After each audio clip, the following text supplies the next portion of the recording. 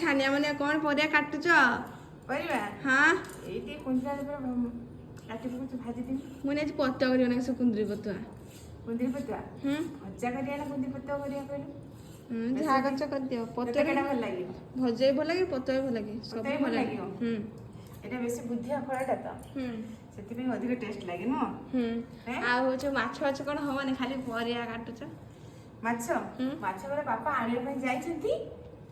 ବହୁତ ସମୟ ହେଲା ବାପା ଗଲେ କିନ୍ତୁ ଏତେ ସମୟ ହେଲା ଆସୁନାହାନ୍ତି। କ'ଣ ପାଇଁ ଆସିନାହାନ୍ତି କେଜାଣି? ସେ କାମରେ କ'ଣ ରହିଗଲେ କି କ'ଣ କଲେ କେଜାଣି? ବାପା ବି ସକାଳଠୁ ଖାଇନାହାନ୍ତି। ମୁଁ ବି ଚାହିଁଛି ଗାଧୋଇ ଆସିକି ମୁଁ କହିଲି ବାପା ମାଛ ଆଣିତେ ଆଣିତେ ଭଜା ଏକା ଗୋଟେ ଭାଜିଦିଏ, ଭାଜିଦେଲେ ହିଁ ତା ସାଙ୍ଗରେ ଖାଇବା ପାଇଁ ଭଲ ଲାଗିବ। ସେଥିପାଇଁ କିନ୍ତୁ କୁନ୍ଦୁରିଟା ପାଚି ଯାଇଛି, ପତୁଆ କରିଥିଲେ ବହୁତ ବଢ଼ିଆ ଲାଗିଥାନ୍ତା ନୁହଁ? ହଁ ଦେଖୁନୁ ପାଚି ଯାଇଛି କେମିତି? ସେଥିପାଇଁ ଆମେ ପତୁଆ କରିବା ନା ଭାଜି ଆମର ଯାହା କହିବି ମା।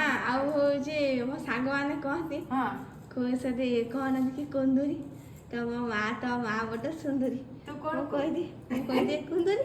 କୁନ୍ଦୁରି ହଁ ସେମାନେ କ'ଣ କହିଦିଅନ୍ତି? ତୋ ମା ଗୋଟେ ସୁନ୍ଦରୀ। ତୋ ମା ଗୋଟେ ସୁନ୍ଦରୀ। ପ୍ରକୃତ ସତ କଥା ମା, ଏଟା ଗୋଟେ ଥଟ୍ଟାଟା। ସବୁ ଆମ ଛୁଆ ବେଳେ ବି ସମସ୍ତେ କହିବେ କହିନା ଟିକେ କୁନ୍ଦୁରି। ସାଙ୍ଗମାନେ ମୋ ସାଙ୍ଗମାନେ ବି କହନ୍ତି, ମୁଁ କହିବି କୁନ୍ଦୁରି ତୋ ମା ଗୋଟେ ସୁନ୍ଦରୀ, ସେମିତି କହନ୍ତି। ବୁଝିଲୁ? ଏଟା ଗୋଟେ ଭଲ ଲାଗେ, ସାଙ୍ଗମାନେ ସବୁ ମଜା କରନ୍ତି। ବୁଝିଲୁ? ଆଉ ଶୀଘ୍ର କାଟିଦିଅ। ହଉ।